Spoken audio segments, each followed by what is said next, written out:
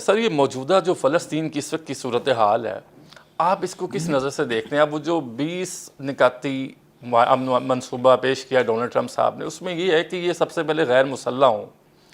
Hamas نے اس کو neglect کیا ہے کہ دیکھیے جو اس نے مسلمان ممالک کے ساتھ ان کا ڈسکشن ہوا ہے وہ 21 معاہدے پہ تھا، 21 پوائنٹ تھا. ٹھیک ہے.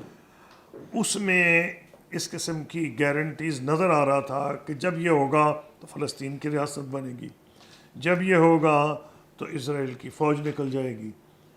انہوں نے یہ کیا ہے، ٹرمپ نے نیتن یاہو آ کے اس کی جسم رہنے دیا، اسپرٹ ختم کر دیا. جسم کو ایسے اس کو مسخ کیا ہے، الفاظ ایسے کیے ہیں کہ جو مطلب چاہے نکال لیں.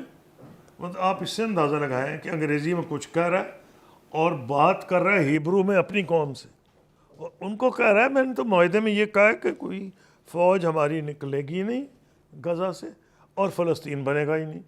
مطلب اگر آپ اتنی گول مول زبان کر رہے ہیں تو اپنے لوگوں کو یہ کہہ رہا ہے. تو مسلمان ملک جو ہیں اب ان کا فرض ہے نا، I'm sure they are trying all of them.